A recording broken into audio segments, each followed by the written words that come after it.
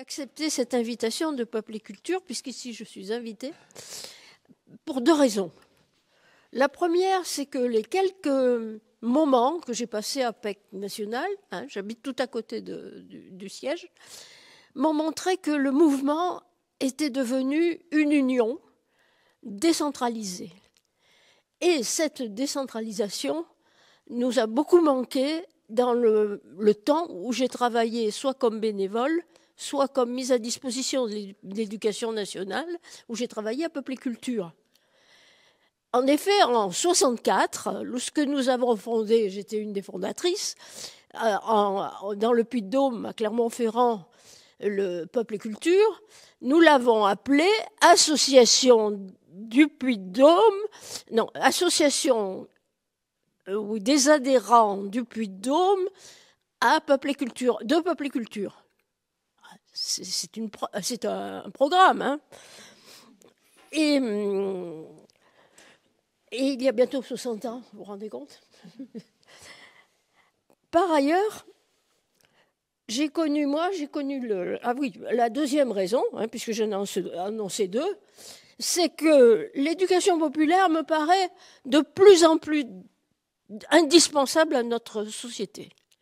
Avec la montée des populismes, du racisme, l'écartement et des populations, le manque de rassemblement et de discussion entre les gens, il n'y a plus tellement de cercles où on peut se rencontrer et se parler. Les réseaux sociaux les réseaux sociaux d'Internet jamais ne remplaceront une assemblée telle que la nôtre aujourd'hui. Et je crois que vous l'avez bien à nouveau compris à Peuple et Culture, et je m'en réjouis. D'autre part, il y a cette fameuse intelligence artificielle qui demande le développement de la pensée critique de plus en plus nécessaire. Et l'épreuve de voir quel type est de classer l'intérêt des informations, c'est nécessaire pour tout le monde maintenant. Et c'est peu pratiqué, en fait, aujourd'hui. Bon, j'ai connu Peuple et Culture, en fait, en novembre 61, par l'intermédiaire d'un homme qui s'appelait Jacques Barbichon, qui a disparu aussi, qui était instructeur aux houlières du bassin d'Auvergne. Et Jacques avait fondé un ciné-club, un photoclub. C'était moi qui voulais fonder un ciné-club, j'ai pas pu, mais je suis allée à son photoclub. Il m'a appris à tirer des photos, ce qui m'a beaucoup plu. Et aussi, on a réalisé un montage, parce que les houlières du bassin d'Auvergne étaient menacées de fermeture.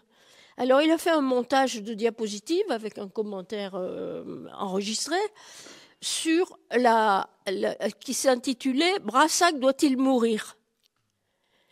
Alors là, un peu, il a été beaucoup montré dans cette ville et ça les a beaucoup intéressés, en particulier le maire de Brassac-les-Mines, qui est devenu un des fondateurs d'ailleurs du mouvement dans le Puy-de-Dôme. Et là, un peu comme par osmose, j'ai appris avec Jacques Barbichon à faire une analyse sociologique du milieu et j'ai appris aussi à faire une méthode pour un projet. Et puis j'ai continué parce qu'en 62, j'ai été à l'université de printemps à Boulouris. On avait 2 fois par an des universités, une semaine dans des crêpes où on payait pas cher du tout et pour être nourri et logé. Et puis on avait des moments extraordinaires. Alors à cette université, elle avait été organisée par Culture et Développement. C'était en 1962, et c'est-à-dire que Joseph Roban, toujours à l'affût des bons chemins pour trouver des subventions, avait trouvé assez d'argent pour créer cette association qui était destinée à former les cadres des pays nouvellement décolonisés. J'ai un peu l'impression de vous parler du trottoir, mais enfin, bon, c'est comme ça. Et donc, culture et développement, je me suis retrouvée avec des Africains, des hommes africains, il n'y avait aucune femme parmi eux, et puis d'autres personnes, bien sûr, à faire un stage d'entraînement mental. Et on a discuté, il y avait des discussions générales, et j'ai été impressionnée par la virulence de certaines prises de position. Les Africains, les Nord-Africains nous renvoyaient à notre responsabilité d'anciens colonisateurs, carrément, et puis nous faisaient bien comprendre que si nous avions des idées pour assurer la formation de leurs cadres, eux aussi avaient des idées pour faire ce qu'ils voulaient dans leur propre pays. Alors donc, le mot culture avec un S et peuple, bon là, je l'ai reçu en pleine figure, d'autant plus que ça faisait quand même un peu écho à la fin de cette guerre d'Algérie, qui avait été si douloureuse et si prégnante dans ma génération.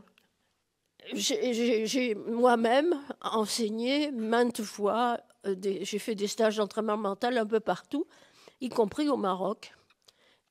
Et j'ai aussi été en phase avec le problème de l'adaptabilité de nos méthodes dans ces pays, mais je peux vous dire que les Marocains, pas leurs dirigeants, mais eux, ils avaient très bien compris l'intérêt de cette méthode.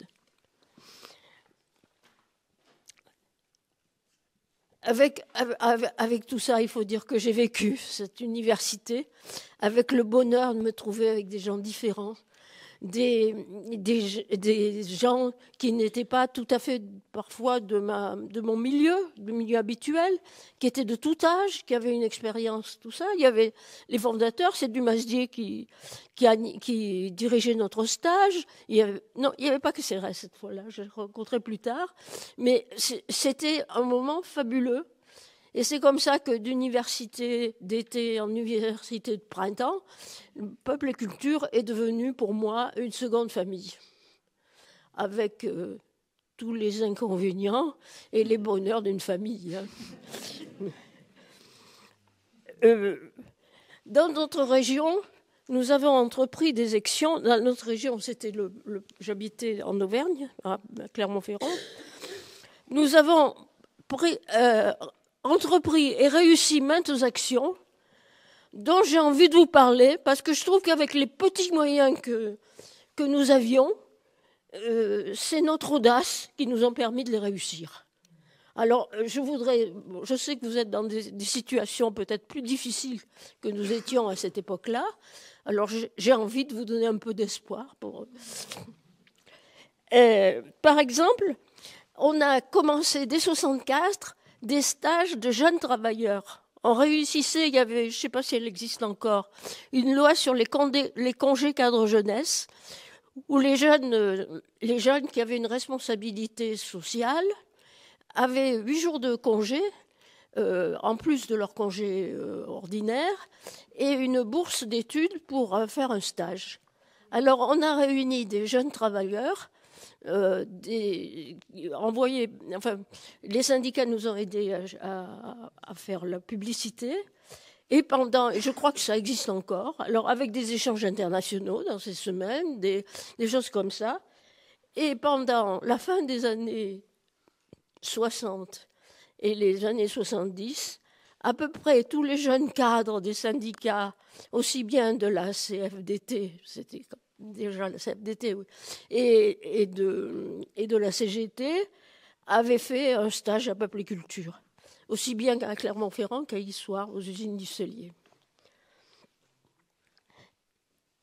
D'autre part, Rovan, toujours, avait obtenu en 1981 l'autorisation du ministère de faire que les fonds du Fonds d'intervention culturelle, qui étaient conséquents, que les projets pour le fonds de la répartition des fonds des fonds d'action culturelle soient donnés à Peuple et Culture Auvergne. Alors, nous avons présenté 6 projets, et payés uniquement par la DRAC, bien sûr. La DRAC, qui, les années précédentes, se réserver ces fonds-là pour elle toute seule et pour ses propres projets. La DRAC, la Direction régionale des affaires culturelles. Et là, c'est Peuple et Culture qui a présenté des projets. On en a présenté 6, dont 3 pour Peuple et Culture. Un qui a conforté le théâtre populaire en Auvergne créé par Dominique Fredfond et qui a fait des spectacles qui ont marqué l'Auvergne, si bien que d'ailleurs à Conseil général du Puy-de-Dôme, il y a une fresque qui représente le projet, enfin la pièce de théâtre que Dominique avait créée. C'était l'histoire d'un bandit d'Auvergne, mais enfin, elle est dans l'amphithéâtre du Conseil régional du Puy-de-Dôme. Je ne sais pas si elle est encore, mais enfin, elle y est restée longtemps en tous les cas. Et puis, une autre, c'était un stagiaire de Peuple et Culture aussi, en formation d'animateur à ce moment-là, Dominique Fredfond. Il y avait 2 autres stagiaires. Oui, enfin, peu importe le nom. Un qui avait monté une association de spectateurs, l'œil écoute, qui avait fait une programmation théâtrale sur la ville de Clermont, qui à ce moment-là flanchait un peu pour la diffusion théâtrale. Ça s'est arrangé après, puisqu'il y a eu une scène nationale qui est arrivée dans la ville. Et d'autre part, une action culturelle qui a été pérennisée par les assistantes sociales de secteur. C'était l'idée de donner des loisirs culturels aux femmes les ménagères, celles qui restaient à la maison et qui gardaient leurs enfants. Et pendant le temps scolaire, un après-midi par semaine, on avait des sorties culturelles où il y avait du cinéma, des visites d'institutions intéressantes, enfin, tout un tas de choses qu'elles ont beaucoup appréciées. Et ce qui a été intéressant, c'est que ça s'est continué après. Et puis alors, le dernier challenge, duquel j'en ai gardé un peu d'amertume d'ailleurs, ça a été de redresser financièrement le groupe de PEC Puy-de-Dôme.